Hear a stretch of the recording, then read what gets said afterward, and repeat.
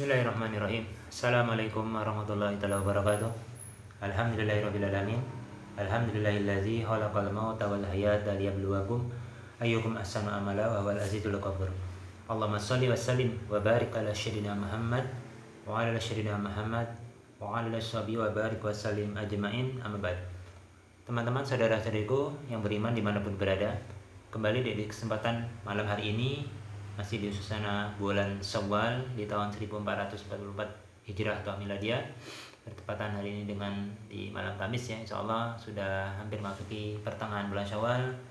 Apa kabar dengan ibadah kita yang kita bangun di Ramadan? Mudah-mudahan hingga hampir masuki pertengahan bulan Syawal ini kita masih bisa memaksimalkan, membuktikan bahwasanya apa yang kita dapat di bulan Ramadan, apa yang kita istiqomahkan, ibadah yang kita lakukan semua jenisnya di bulan Ramadan itu bisa kita pertahankan, bisa kita tampilkan kembali di hadapan Allah Subhanahu wa taala di bulan Syawal ini terutama. Terutama saya menekankan saya pribadi untuk meningkatkan ketakwaan kepada Allah Subhanahu wa taala dan juga berikan pesan kepada teman-teman kalian yang menyaksikan tayangan video kami ini untuk meningkatkan ketakwaan kepada Allah Subhanahu wa taala dan meninggalkan seluruh apa yang Allah larang dengan sekuat tenaga dan menolak apa-apa yang memicu kepadanya agar bisa kita tinggalkan dengan mengharap ridho Allah Subhanahu wa taala. Teman-teman sekalian, mohon maaf ini ada jeda beberapa hari karena kemarin keluar kota cukup jauh perjalanan syafar. Alhamdulillah sudah Allah izinkan kembali dan bisa menyapa teman sekalian. Ya, pertama mendoakan mudah-mudahan kita semua diberikan Allah Subhanahu wa taala kekuatan, kesempatan, dan mudah-mudahan Allah juga senantiasa melembutkan hati kita untuk senantiasa bertobat kepada Allah Subhanahu wa taala dari kesalahan-kesalahan yang mungkin kita lakukan tidak sengaja, dan mudah-mudahan Allah memberikan pengampunan terhadap dosa-dosa kita yang kita lakukan di masuknya bulan Syawal ini, hilaf ataupun secara tidak sengaja. Ada juga mungkin yang melakukan kesalahan itu secara sengaja, teman, karena dorongan kekuatan nafsu yang bisa mengalahkan ketakwaan itu sendiri. Yang ini nanti akan jadi penyambung daripada pembahasan selanjutnya, yaitu di sifat sholat Nabi. Kali ini akan karena sifatnya ringkasan, penjelasan dari sholat Nabi, maka nanti akan menampilkan satu buah kitab di kitab Sunan Nasai. Kemarin kita, jika tidak keliru, di episode sifat sholat Nabi bagian yang ketiga sudah memasuki takbiratul ihram ya. Kenapa disebut takbiratul ihram ya kan? Karena ketika kita sudah mulai bertakbir Allahu Akbar, kita sudah meninggalkan segala hal yang tidak ada kaitannya dengan urusan atau perkara sholat itu sendiri. Maka ketika sebenarnya awalnya itu takbir ya. Ihram itu pengharaman apa-apa yang tidak boleh dilakukan dalam sholat. Ketika telah takbir ya kan, maka tidak boleh melakukan sesuatu yang tidak ada hubungannya dengan sholat. Perkataan itu kalau ada yang ulama menafsirkan, ada perkataan yang mengandung kalimat ya kan 3 huruf, maka bisa batal sholatnya jika apa yang diucapkan itu tidak ada kaitannya dengan sholat yang dilakukan di dalam ibadah yang sedang dilakukan berupa sholat tadi ya, penghambaan puncak kepada Allah Subhanahu wa taala. Maka tidak boleh main-main, apalagi tidak serius ya gitu. Kemudian kita juga sudah bahas sebelum melakukan sholat kita harus paham apa yang kita lakukan. Nah, pada kesempatan malam hari ini menyambung pembahasan setelah takbiratul ihram itu, kemarin kita belum menjelaskan bagaimana meletakkan posisi tangan ketika telah membaca kalimat takbir. Ya, jadi kalimat takbir diucapkan dengan satu contoh, satu tata cara itu. Satu contoh dan satu tata cara. Dalil satu dan contoh satu. Jadi sama, Allahu Akbar sama. Tidak ada yang misalnya Allah ya Qahar ataupun Allahu Rahman, itu enggak ada. Allahu Qadir ya tidak ada, tapi sama. Ketika Allahu Akbar dengan bahu ya kan, bukan melebar seperti ini, karena nanti ini akan juga sama posisinya kurang lebih ketika kita sedang sujud, nanti ketika sudah sampai pada pembahasan sujud. Ketika kita bertakbir ya kan, posisinya sudah membaca niat menghadap ke kiblat, sudah memantapkan dengan catatan wudunya sudah benar, maka mulai dengan sholat tadi memantapkan hati ya kan, mengucapkan atau melafazkan niat ya kan. Ada yang langsung takbir atau ada juga yang menghadapkan kepada kiblat, menghadapkan arah wajah, arah tubuhnya ke arah kiblat, terus berniat mengucapkan niat, terus mengucapkan takbir itu sebagai pembukaan daripada sholat itu sendiri. Adapun yang dilafazkan itu penguat gitu daripada apa yang dilakukan itu, supaya lebih sungguh-sungguh. Allahu Akbar ya kan. Di mana letakkannya? Yang hadis pertama ya, riwayat dicontohkan Rasulullah itu pertama seperti ini. Nah, kita contohkan seperti ini. Jadi nanti menggenggamnya ada di kitab Sunan Nasai. Jadi pertamanya tidak ada digenggam, jadi Anda meletakkan tangan di atas tangan seperti ini, telapak tangan seperti ini ya kurang lebih. Jadi ketika takbir tidak usah dilihat ya, tidak usah dilihat seperti ini enggak, tapi langsung saja otomatis itu. Jadi ini bukan mainan, tapi sholat itu sungguh-sungguh. Allahu Akbar satu. Ini yang kedua, ini ruas dengan ruas. Rasulullah mencontohkan Allah Akbar. Ini sifatnya ringkasan ya. Nanti kalau misalnya ragu bisa merujuk kepada kitab aslinya. Ini 1, 2, yang terakhir, yang ketiga setelah takbir Allah Akbar seperti ini. Ya, tapi sebenarnya tidak. Ini mirfak ini kepada ini sifatnya orang yang seperti melihat proyek. Sedangkan ini sholat itu seperti sikapnya orang yang sombong. Maka ini dilarang ya. Rasulullah SAW dikecam itu. Yang benar tinggal 3 posisi. Kita pilih yang mana tinggal. Allah Akbar tanpa diukur. Allah Akbar seperti ini. Allah Akbar seperti ini. Asal tidak melampaui pada mirfak atau sikut seperti itu. Siku ya, seperti itu. Maaf. Nah, setelah ini takbir seperti ini diletakkan di mana? Ya, ada yang melihatkan sampai di bawah pusat. Ya, maaf saya tidak bisa berdiri, posisinya kalau berdiri tidak kelihatan nanti kameranya. Jadi ada yang di bawah pusat Allah Akbar, ada juga Imam Malik, riwayat Imam Malik atau mazhab Imam Malikiyah, ulama-ulama dari mazhab Malikiyah, dari Imam Malik itu Allah Akbar tangannya tidak diletakkan di dada, tapi lepas. Allah Akbar lepas. Awalnya demikian. Nah, cuman secara penguatan nanti secara lebih mendekat kepada makna nanti ada 3 bagian setidaknya selain daripada yang tangannya tidak ditaruh di perut atau di dada. Karena dada itu kalau dalam bahasa Arab ya, secara umum dada itu ada yang sadrun, ya kan, ada yang nahrun. Nahrunnya dekat leher. Jadi kalau kita takbir seperti Allah Akbar seperti ini secara makna nggak kena, karena agak menyulitkan, nanti susah juga untuk mengucapkan kalimat. Jadi nanti yang pertama lepas, Allah Akbar lepas tanpa ditaruh. Yang kedua Allah Akbar di bawah pusat, seperti itu ya, di bawah pusat. Lalu nanti ada juga posisinya seperti ini, Allah Akbar di bagian perut, masih bagian area dekat dada, ya kan? Yang lebih tepat lagi secara pemaknaan, ya kan, walaupun tidak salah ketika tadi takbir tangan tidak di tangan di perut juga Rasulullah pernah mencontohkannya. Allah Akbar taruhkan seperti ini atau seperti ini, belum digenggam ya, karena ini genggam nanti hadisnya berbeda. Allah Akbar letakkan seperti ini. Nah, secara bahasa Arab kan kalau dada itu pemaknanya ada yang di sini itu sadrun, ya kan, letak daripada qalb atau hati. Kalau berkata nahrun seperti bagian atas. Dada yang diletak ada ini, ada cekungan di sini, penghubung ini, letaknya qalb di sini tengah-tengah itu tempat setan menggoda ketika orang dalam kondisi sholat. Maka jangan heran ketika sholat itu lupa rakaat. Baik imam menjadi imam atau sholat sendirian. Biasanya seringnya sholat sendirian. Makanya sholat berjamaah bagi laki-laki godaannya akan lebih ringan dibanding sholat sendirian. Sholat sendirian setan akan datang nanti. Uskur kaza gitu. Jadi ingat ini, ingat itu, ingat ini, ingat itu. Kita takbir, apa-apa yang tidak diingat ketika dalam sholat itu akan muncul semuanya. Itu buktikan kalau sholatnya benar berarti kan. Nah, nanti letakkannya mana? Sudah jelas ya. Setidaknya ada 4 atau 3 contoh. Allah Akbar di sini. Sini 3, terus nanti letakkannya bisa di sini. Pas di sadrun, ini lebih menguatkan lagi. Makanya kalau kita dalam kondisi cemas, ya baca taus kan, auzubillahi minasyaitonirrajim, konteksnya di luar sholat, kita letakkan tangan di sini. Itu akan membawa kedamaian, ketenangan. Kalau kita letakkan di sini itu malah akan menambah kecemasan nanti gitu kan. Allah Akbar nanti bisa letakkan di bawah pusat, pas perut, atau di pusat, nanti bisa di sini. Ya, kalau ini secara pemaknaan tidak tepat, walaupun ini bagian daripada dada.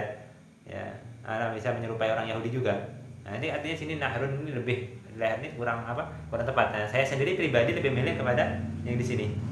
Ya, ini ada area pertemuannya, ada segitiga cekungannya, ya, letaknya sadrun di sini. Kenapa di situ letak qalb ya? Qalb itu bingkai yang gede kan? Ini dalam qalb, dalam hati itu ada sadrun ya. Sadrun itu bingkai gedenya gitu kan. Sudur, jamaknya sudur kan? Sadrun itu dada, terus jamaknya sudur. Di dalam sudur itu ada qalb, Qalb itu sesuatu yang mudah berbalik-balik, kita kenal dengan hati. Nah, yang sebenarnya jantung. Maka istilahnya ada kalau anak itu disebut jantung hati. Nah, itu kan buah hati atau jantung hati kan gitu kan.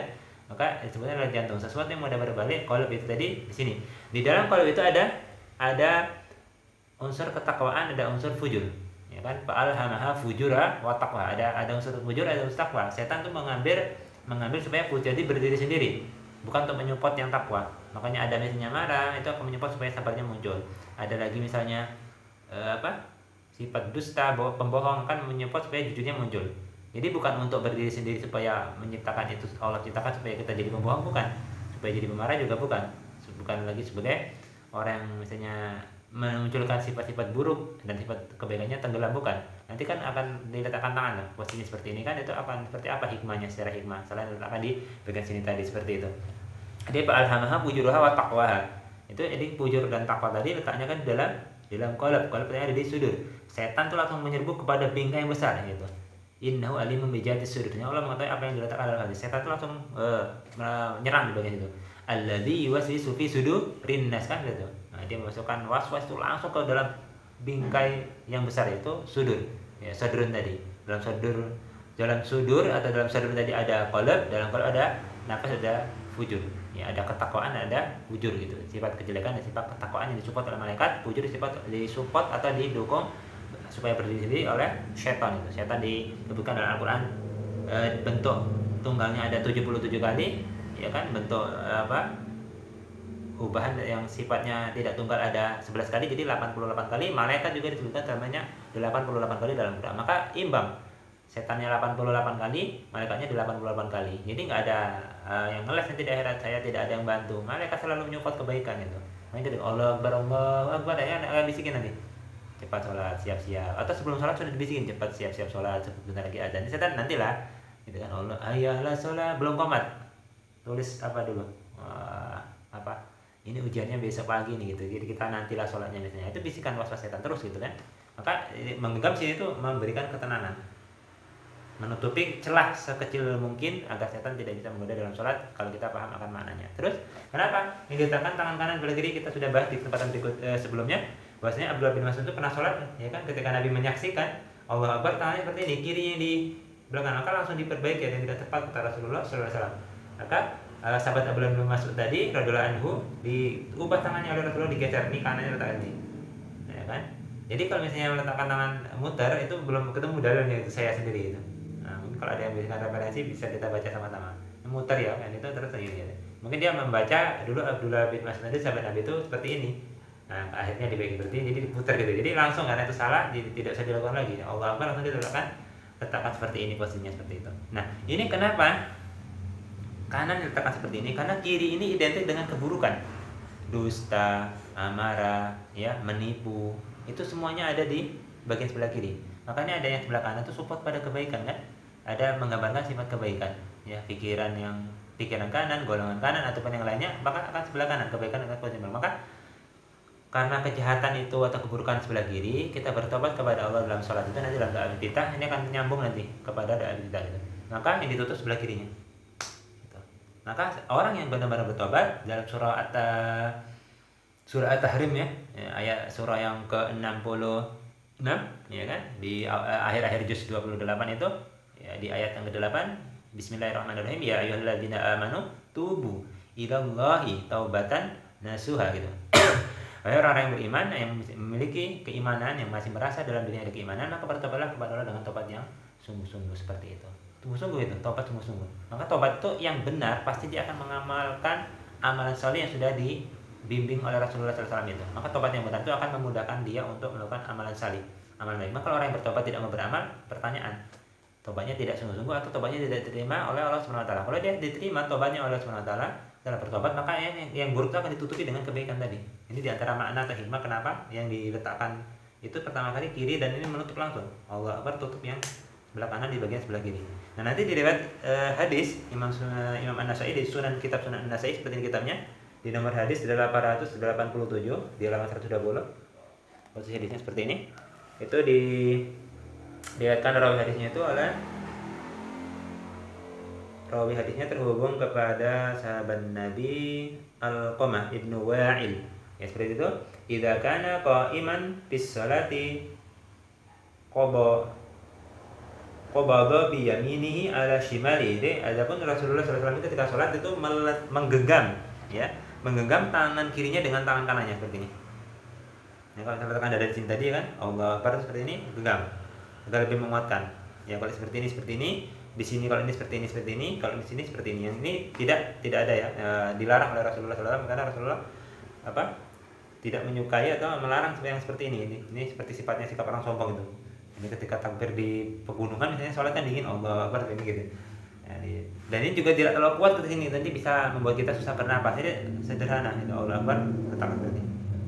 Ya, teman-teman bisa mencoba di luar sholat kalau dalam kondisi cemas, tangan kanan saja letakkan di sini untuk mendapatkan ketenangan. Atau meruqyah pribadi, ruqyah mandiri seperti itu. Baca Al-Fatihah ulangi sampai 30 menit. Ya, jangan ngomong ini ya, nggak ada dalil gitu. Ini untuk jampi pribadi supaya setan menjauh dari kita gitu. Letakkan tangan di bagian sini. Nah ini kan di luar sholat itu bisa mendapatkan ketenangan, perlu letakkan saja di Bismillah, letakkan. Nah, itu dengan izin Allah akan memberikan ketenangan. Nabi Musa ketika takut gitu, mukjizatnya masukkan kedua tangannya dari kerah bajunya, letakkan di dada kan. Nah dadanya di posisi mana gitu kan? Nah di sini ketenangan itu, masukkan di sini. Itu mukjizat Nabi Musa. Ketika dikeluarkan bercahaya-cahaya tangannya itu kan.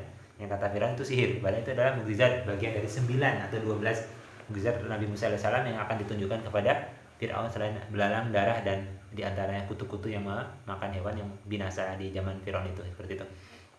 Ini teman-teman yang bisa saya sampaikan di kesempatan edisi malam hari ini, ya, ringkasan daripada setelah takbiratul ihram tadi. Kita sudah paham ketika sudah takbir, ya kan, semua urusan dunia buang ke belakang, ya kan. Tahrim, ya, takbiratul ihram itu memang diharamkan semua yang tidak ada sangkut paut dengan sholat. Maka jangan lagi membawa urusan dunia ketika kita sholat. Kalau kita mengamalkan mana, insya Allah akan bisa mencapai setidaknya mendekati 95 atau 99% daripada kehusuan dalam sholat itu sendiri. Maka pahami apa yang kita akan baca, nanti kita sambungkan hubungannya kenapa ini seperti ini, ya, kenapa ini menutupi seperti ini, nanti di doa kita akan menyambung gitu, seperti itu. Selain daripada kita sudah paham makna secara umumnya, menutupi keburukan, kesalahan dengan amalan saleh dengan kebaikan tadi, tertutupilah kesalahan kita. Belum selesai sholatnya, baru di iftitah atau istiftah, nanti pembukaan doanya seperti apa. Apakah kita akan diam seperti ini terus membaca Al-Fatihah saja, atau sampai seperti ini akan sampai salam langsung assalamualaikum warahmatullahi wabarakatuh, atau ada pembacaan. Nanti akan masuk ke dalam doa iftitah jika yang dibaca doanya pendek. Jika dibaca doanya panjang atau penggabungan daripada banyak doa kita, itu sebenarnya istiftah. Itu saja teman-teman, mudah-mudahan memberikan manfaat bagi kita, dan mudah-mudahan Allah memberikan petunjuk kepada kita dan memberikan bimbingan kepada kita untuk senantiasa mengikuti, mengamalkan hadis-hadis Rasulullah sebagai sunnah-sunnah dalam berkehidupan. Mudah-mudahan Allah menerima seluruh amaliyah yang kita lakukan di bulan Ramadan, dan di bulan Syawal ini kita berikan gangguan.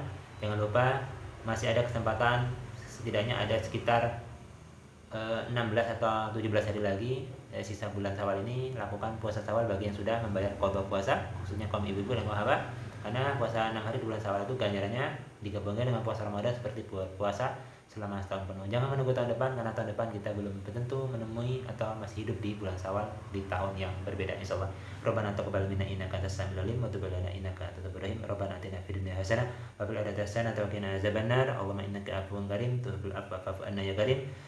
Subhanakallahumma wa bihamdika asyhadu an la ilaha illa anta astaghfiruka wa atubu ilaik. Walhamdulillahirabbil alamin. Assalamualaikum warahmatullahi wabarakatuh.